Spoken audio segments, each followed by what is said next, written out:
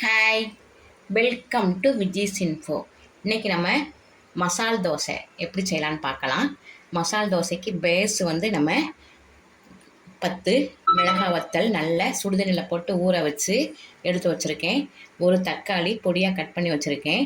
ஒரு சின்ன வெங்காயம் ஒரு 10, அதே மாதிரி ஒரு 10 பூண்டு. இது எல்லாத்தையும் நம்ம அரைச்சி தோசைக்கு பேஸ் தழுவோம்னே அதுக்கு எடுத்து வச்சுக்கலாம்.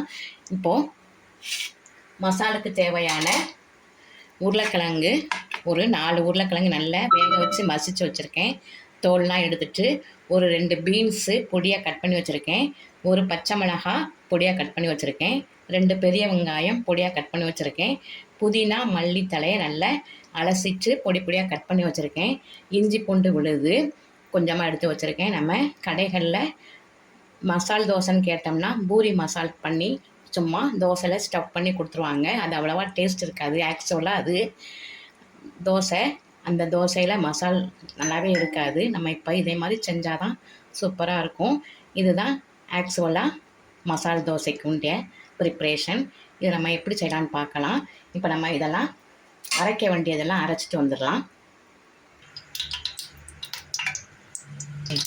இப்போ மசால் தோசைக்கு நம்ம 2 ஸ்பூன் ஆயில் விட்டுருக்கேன். கடாயில் நல்ல கடாய்க்கு உள்ள தண்ணி கொஞ்சம் இருந்ததுனால வெடிக்குது. இப்போ தண்ணி வற்றட்டும்.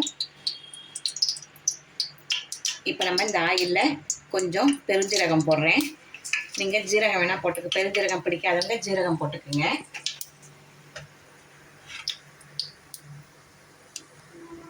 இதை நம்ம கட் பண்ணி வச்சுருக்க பெரிய வெங்காயம்,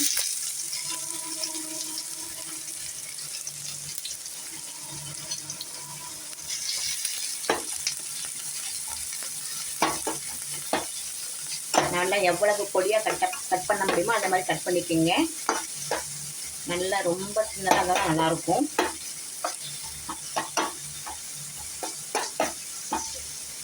நல்லா வதங்கட்டும். இப்போ நம்ம கட் பண்ணி வச்சுருக்கிற சில்லி பச்சை மிளகாய் அதை போட்டுக்கலாம். அதுலேயே பீன்ஸ் பொடியாக கட் பண்ணி வச்சுருக்கோம், அதையும் போட்டுடலாம்.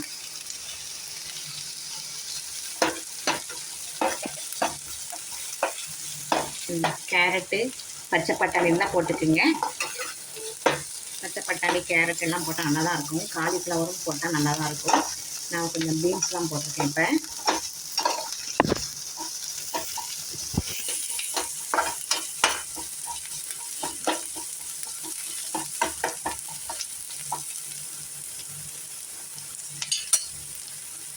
இப்போ இதிலே கொஞ்சம் இஞ்சி பூண்டு விழுது போட்டுடலாம்.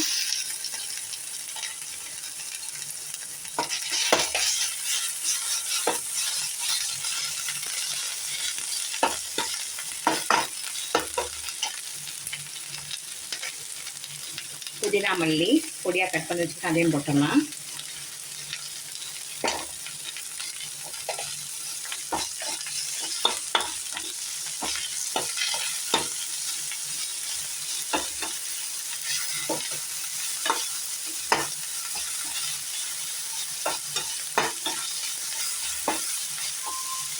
மசால் தோசைக்கு இப்பெல்லாம் செஞ்சால் நல்லாயிருக்கும்.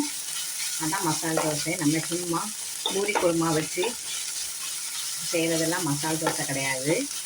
இதே மாதிரி கரெக்டாக செஞ்சு ஃபாலோ பண்ணால் நல்லாயிருக்கும். கொஞ்சமாக மஞ்சள் தூள் போட்டுக்கலாம், டர்மரிக் பவுடர். இதுலேயே தேவைக்கு உப்பு போட்டுக்கலாம். உப்பு போட்டுக்கலாம். கிழங்குல உப்பு போட்டிங்கன்னா வேண்டாம், நான் உப்பு போடலை. கிழங்கு வேக வைக்கிறப்ப இதிலே உப்பு போட்டுறேன். மசாலா தேவையான உப்பு போட்டாச்சு.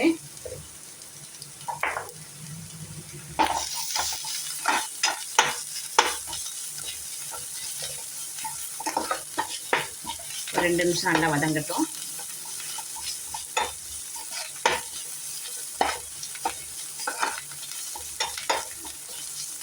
கொஞ்சமாக தண்ணி கூட விட்டுக்கலாம். இந்த பீன்ஸ் வேகிறதுக்கு மட்டும் கொஞ்சம் தண்ணி தெளிச்சா மட்டும் போதும்.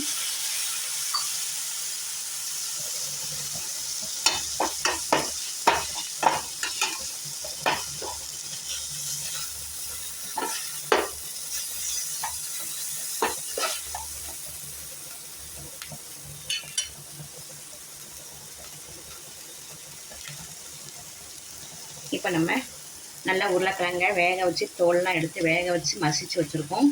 அதையும் போட்டுடலாம்.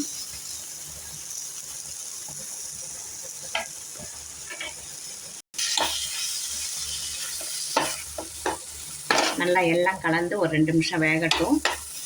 மசாலா ரெடி ஆயிடுச்சு.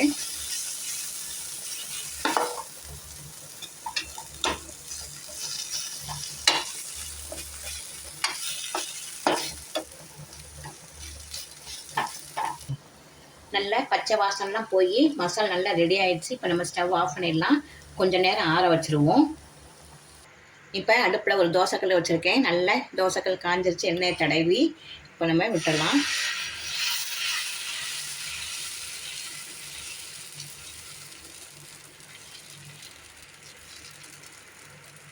பெருசாக வேணால் பெருசாக சுட்டுக்குங்க. ஒரு நிமிஷம் ஆகட்டும்.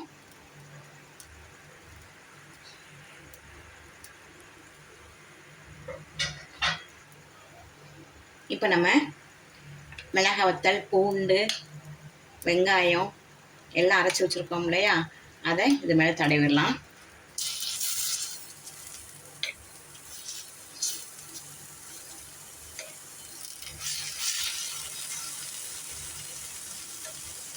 குழந்தைங்களுக்கு சுடுறப்ப கொஞ்சமாக கம்மியாக சுடுங்க போடுங்க. இந்த பேஸை கொஞ்சம் காரம் ஜாஸ்தியாக இருக்கும். நல்லா அடுப்பு சிம் வச்சுக்கலாம்.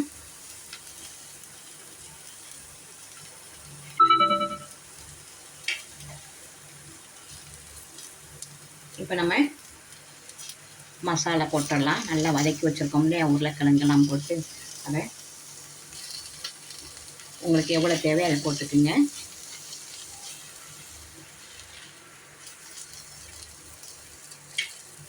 கொஞ்சம் ஆயில் விட்டுடலாம். ஆயிலும் உங்களுக்கு நெய் வேணால் நெய் விட்டுக்குங்க. ஆயில் விட்டுறேன் நான். இப்போ மூடி வச்சிடலாம். இப்போ நம்ம அப்படியே நல்லா மடக்கிட்டு ஒரு நிமிஷம் இருக்கட்டும்.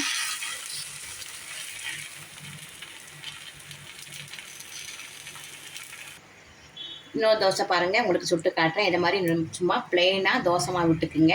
ஒரு நிமிஷம் நல்லா வேகட்டும். ஒரு நிமிஷம் வெந்த பிறகு தான் நம்ம இந்த மசாலா தடவணும், அந்த பேஸை தடவணும். இல்லாட்டா இதிலலாம் ஸ்பூன்லாம் ஒட்டும் தோசை மாவு. கொஞ்சம் வேகட்டும். ஆயில் எப்பவுமே விடக்கூடாது, விட்டோம்னா தோசை வராது. இப்போ ஒரு நிமிஷம் நல்லா ஆயிடுச்சு. இப்போ நம்ம இந்த மிளகாய் வத்தல் பேசனை இதை போட்டுடலாம்.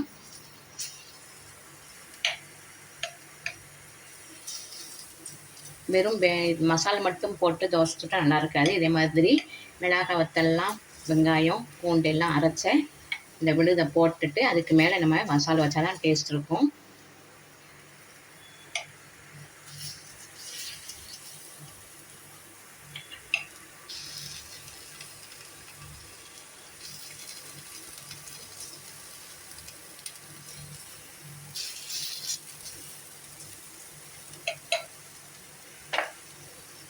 நல்லா அடுப்பு சிம்மில் வச்சுக்கோங்க.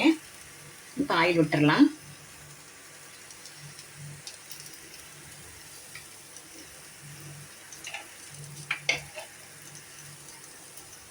இப்போ மசாலா உங்களுக்கு எவ்வளோ வேணுமோ அந்த மசாலா வச்சுக்கோங்க.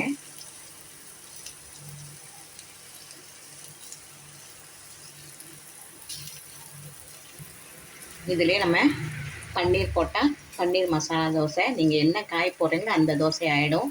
சூப்பராக இருக்கும். இந்த பேஸ் மட்டும் நீங்கள் ரெடி பண்ணிக்கிங்க, அப்போ தான் நல்லாயிருக்கும். எந்த மசாலா பண்ணாலும் இந்த மிளகாத்தல் பேஸ் போட்டு செஞ்சால் தான் நல்லாயிருக்கும். இதுதான் ஒரிஜினல் மசாலா தோசை. இது பேஸ் போட்டுட்டு அதுக்கு மேலே நம்ம என்ன மசாலா போடுறோமோ அதுதான் மசாலா தோசை. இதே மாதிரி செஞ்சு உங்கள் வீட்டில் அசத்துங்க. இதை ஒரு 2 நிமிஷம் மூடி வச்சிடலாம். கொஞ்சம் மெனக்கெட்டு சுட்டோம்னா சூப்பரான மசாலா தோசை ரெடி ஆயிரும். நீங்கள் ஒருத்தரே செய்யாமல் வீட்டில் சண்டேலாம் லீவில் எல்லோரும் இருப்பாங்க, இல்லாட்டா லீவு டைம் என்ன பிள்ளைங்களோ பெரியவங்களோ யாராக இருந்தாலும் வெங்காயம் கட் பண்ண சொல்லுங்கள், காய் கட் பண்ண சொல்லுங்கள், காய்கள் நல்ல அலம்ப சொல்லுங்கள். ஒருத்தரே செஞ்சால் உங்களுக்கு ரொம்ப கஷ்டமாக தெரியும். வீட்டில் உள்ளவங்க சின்ன சின்ன வேலையை செஞ்சு சாப்பிட்டா அவங்களுக்கும் நல்லாயிருக்கும் டேஸ்ட்டு. நம்ம செஞ்சு சாப்பிட்றோங்கிற திருப்தி இருக்கும். ஒருத்தரே செஞ்சேன்னா மலைப்பாக இருக்கும். பாருங்கள், சூப்பரான மசாலா தோசை ரெடி ஆயிடுச்சு. உங்கள் வீட்டில் செஞ்சு இதே மாதிரி செஞ்சு அசத்துங்க.